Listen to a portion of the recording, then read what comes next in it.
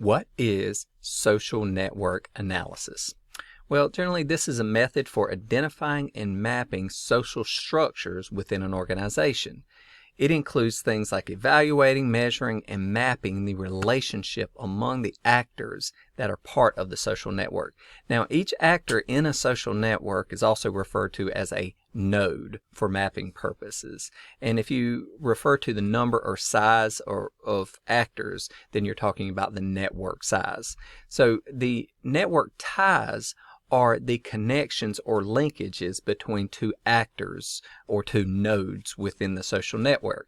And the degrees of separation is how many links exist between two individual nodes or two actors. So if an actor is separated by three different people as connections, then the degrees of separation are 3. So with that being said, what are the roles in a network? Well, you have central connectors, which are individuals at the center of the social network that are just connected to a ton of people.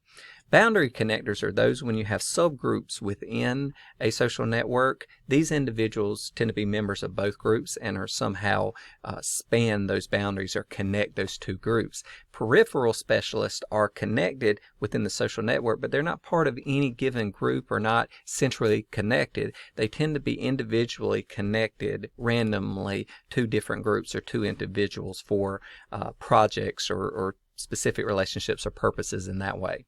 Okay. When you talk about the network ties and you're examining them, there's a couple of ways to look at them. There's direct and indirect ties. A direct tie is where two nodes are directly connected to each other. Indirect ties means you have some level of separation. You have a third party or a group status there that separates you. So two nodes themselves are not directly connected. Directional versus bidirectional focuses on the flow of information. Does information flow one way, which is directional, or bidirectional? Is there a mutual flow of information across the two nodes? Now, characteristics of networks that you might hear that describe the networks is centrality. One, that means the degree to which a particular node is central to the social network, that is multiple connections around. Density, which means the total number of actors you have within the social network, the total number of nodes in the social network. And then social capital, and that is the existence of valuable resources such as information, knowledge, skills, things of that nature within the social network. So social capital. Now, social network analysis can happen in a couple of ways.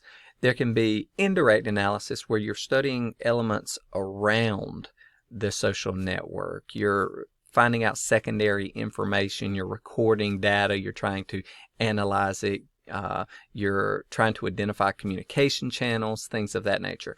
Direct analysis is when you go directly to nodes or directly to actors in the social network to inquire about information or to find out things directly from them. So this is direct analysis rather than secondary or indirect analysis.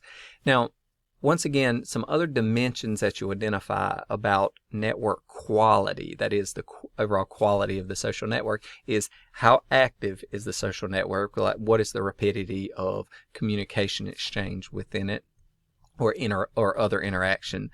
What is the level of control that members or the group itself, the social network, has over members collectively? So if the social network has a powerful influence, that's a great deal of control if they can coerce in a way their behavior. Access, how difficult is it to be a part of the network, or to what extent can someone get access to the network? What is the influence collectively of individuals and the social network together? And then power, what is the extent to which the social network can force or coerce individuals towards its goals or objectives? So with that being said, these are just dimensions that you'll hear concerning the social network. But the important thing here is that social networks are critical inside of organizations, and then that they affect culture, operations, and overall effectiveness of the organization. So analyzing and understanding the dynamics of this network can be very important.